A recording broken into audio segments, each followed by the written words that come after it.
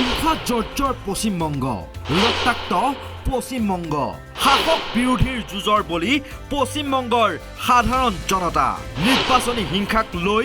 আৰম্ভ বোকা ছটিওৱা ৰাজনীতি নিৰ্বাচনী হিংসাক লৈ কি ক'লে প্ৰত্যক্ষদৰ্শীয়ে বৰ্তমানলৈকে 18 জন লোক নিহত হোৱাৰ খবৰ 6 লোক আহত হৈছে নিৰ্বাচনী হিংসাত উল্লেখ্য যে ৰাজ্যখনত শনিবাৰে অনুষ্ঠিত হৈছিল পঞ্চায়ত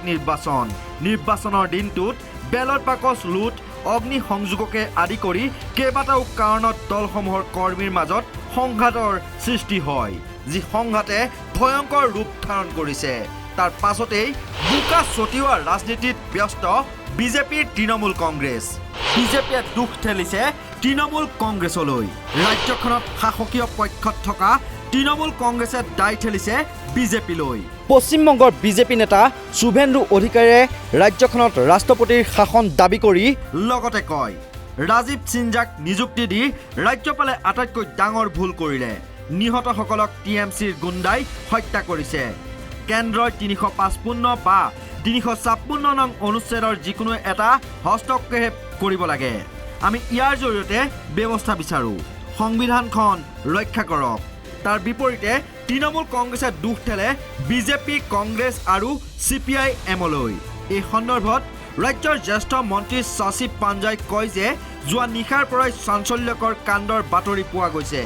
বিজেপি CPIM আৰু কংগ্ৰেছে গোপন বুজাবুজি কৰিছিল ইয়াৰ উপৰি টিএমচি কৰ্মীক হত্যা কৰাৰ পাছতো কেন্দ্ৰৰ পৰা প্ৰেৰণ কৰা সামৰিক অৰ্ধসামৰিক বাহিনী ক'ত বুলি প্ৰশ্ন কৰে তৃণমূলৰ মন্ত্ৰীগৰাকীয়ে ইপিনে ব্যাপক হিংসাত্মক ঘটনাক লৈ মমতা নেতৃত্বাধীন টিএমচি চৰকাৰক সমালোচনা কৰি বিজেপি নেতা তথা কেন্দ্ৰীয় মন্ত্ৰী নিশীথ প্ৰমাণিকে কয় যে একক পৰ্যায়ৰ নিৰ্বাচন গণতন্ত্ৰৰ উৎসৱ নহয়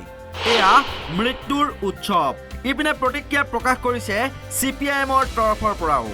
নিৰ্বাচনী হিংসাক গণতন্ত্ৰৰ ওপৰত হোৱা আক্ৰমণ আখ্যা CPIMৰ বিজেপি টিএমচিয়ে মিলি এই নিৰ্বাচনী হিংসাৰ সৃষ্টি কৰিছে কেন্দ্ৰীয় বিজেপি নেতৃত্বই আশ্বাস দিয়াৰ পাছতো কিয় নিৰ্বাচনৰ দিনটোত মোতায়েন কৰা নহ'ল অৰ্ধসামৰিক বাহিনী এই সন্দৰ্ভত CPIMৰ ৰাজ্যিক কমিটিৰ সৃজন ভট্টাচাৰ্যই নৰ্থ ইষ্ট নাওলৈ প্ৰেৰণ কৰা ভিডিঅ' যোগে কি প্ৰতিক্ৰিয়া প্ৰকাশ কৰিলে আমি শুনাই লৈছো कल पश्चिम बंगाल के अंदर पंचायत चुनाव के नाम पे जो हादसा हुआ वो बंगाल के लोगों के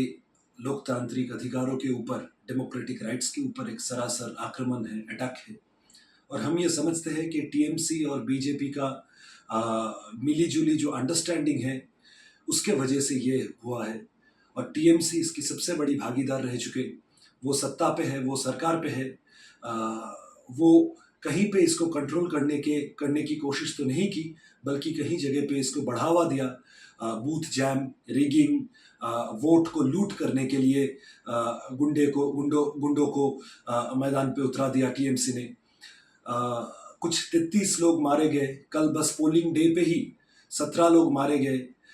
जिनमें ज़्यादातर लोग टीएमसी के ही हैं क्योंकि इस बार 12 साल बाद रेजिस्टेंस भी हुआ पिछले चुनाव जो टीएमसी रेजिम में जितने भी चुनाव हुए थे कहीं पे रेजिस्टेंस नहीं हुआ था और टीएमसी ऐसे वोट लूट करते गए लोगों को डराते गए धमकाते गए इसी एक चुनाव है जहाँ पे रेजिस्टेंस भी हुआ था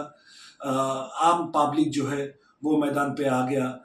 और बोला कि नहीं हमें वोट देने दो हमको वोट देना है तो इसीलिए टीएमसी के तरफ में भी कैजुअलिटी हुए हैं और CPIM के या कांग्रेस के या दूसरे लोग भी मारे गए हम ऐसे चुनाव कभी नहीं चाहते हम ऐसे चुनाव हम सोचे कभी नहीं कि ऐसा चुनाव का सामना करना पड़ेगा बंगाल के लोगों को पर ये हुआ और टीएमसी ममता बनर्जी का जो गवर्नमेंट है जो कि भ्रष्टाचार में डूबे हुए है जो कि दंगाइयों और दंगा फसाद इन सब में हिस्सा लेते हैं टीएमसी सबसे बड़ी भागीदार है इसका और ये क्यों ये लोग ये कर पा रहा है क्योंकि बीजेपी जो है दिल्ली में बीजेपी के लीडर्स यहाँ बंगाल पे बोलते गए कि हम सेंट्रल फोर्स लाएंगे चुनाव शांतिपूर्ण हो ये हम देखेंगे पर चुनाव के दिन सेंट्रल फोर्स कहीं पे नहीं काम किया कहीं पे नहीं एक्टिव रहा हमें ये लगता है कि बीजेपी नहीं चाहते हैं कि टीएमसी बंगाल के अंदर कहीं वीक हो जाए क्योंकि बीजेपी को टीएमसी की जरूरत है दिल्ली के 24 के चुनाव के पहले या बाद। जो गठबंधन हो रहा है विरोधी पक्ष का, उसको अंदर से डिस्टर्ब करने के लिए टीएमसी है उनका ट्रोजन हॉर्स बीजेपी का। तो इसीलिए हमें लगता है कि बीजेपी नहीं चाहता है, बीजेपी का सेंट्रल लीडरशिप नहीं चाहता है कि टीएमसी बंगाल पे किसी भी तरीके पे वीक हो जाए या लेफ्ट और कांग्रेस का फिर एक बार रिजुविनेशन हो जाए। तो इसीलिए सेंट्रल फोर्स आया तो सही, पर सेंट्रल फोर्स कहीं पे काम नहीं किया। जो भी रेजिस्टेंस हुआ वो रेजिस्टेंस हुआ जो आम पब्लिक है, जो मासेस है बंगाल के, उसके नाते जो रेजिस्टेंस हुआ, जितना भी रेजिस्टेंस हुआ है वो हुआ है। और हम बंगाल का जनता को सैल्यूट करते हैं कि इतनी कठिनाई पैदा करने के बावजूद भी टीएमसी ने गुंडों को बढ़ावा दिया, टीएमसी ने इस भ्रष्टाचार, इतना मनी मसल पावर, इस सबको इकट्ठा करने के बाद भी बंगाल की जनता ने जो मिजाज दिखाए कल,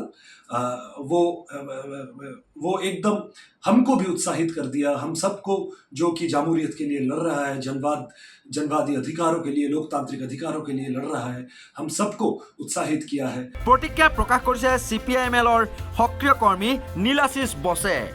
এগৰাকী প্ৰত্যক্ষদৰ্শী হিচাপে তেওঁ কি ক'লে আমি এই মুহূৰ্তত শুনাই লৈছো। जगह जगह कैंडिडेट्स को मारा गया, पीटा गया, समर्थकों को, दूसरे जो विरोधी पार्टी है उसके सभी समर्थकों को मारा गया, पीटा गया। और लगातार 2-3 दिन से सभी के घर घर जाकर धमकी दिया जा रहा था। हमारे पार्टी के CPIML के जो कैंडिडेट्स हैं, उनके जो समर्थक हैं, सभी को ऐसे किया जा रहा था। लेकिन फिर भी कल बहुत सारे जगह इसको रेसिस्ट भी किए, आम आदमी जो है इसको रेसिस्ट भी किए,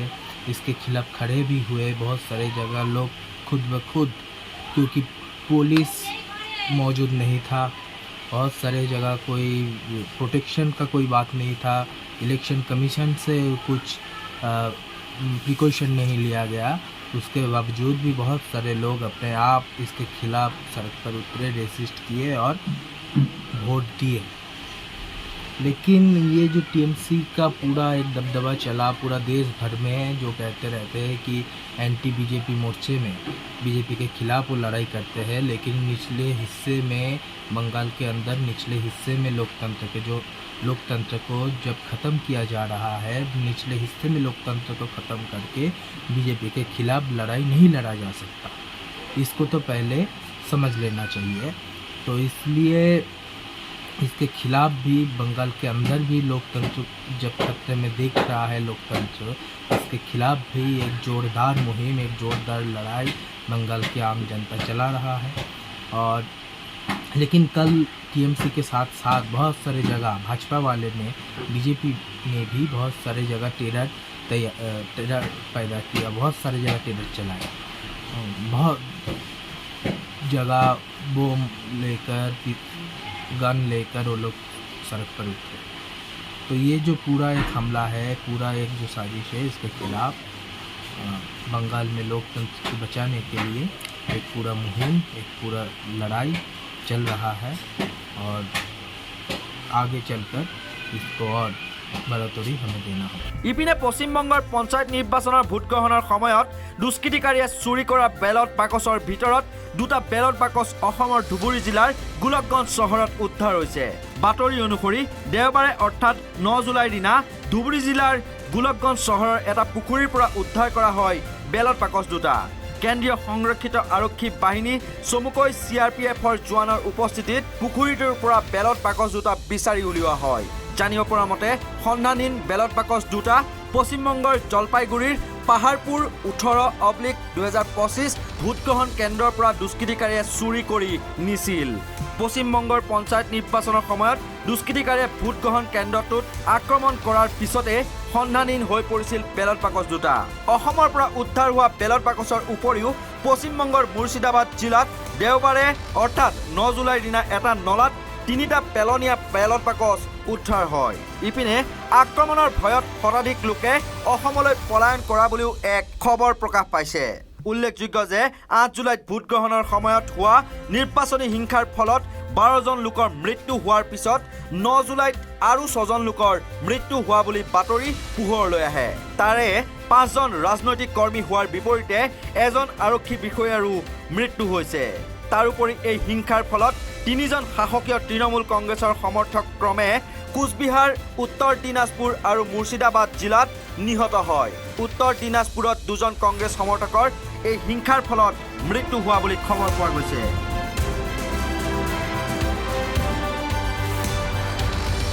ভিডিঅ' এডিটৰ ৱাৰীৰ সহযোগত নেশ্যনেল ডেস্ক নৰ্থ ইষ্ট নাও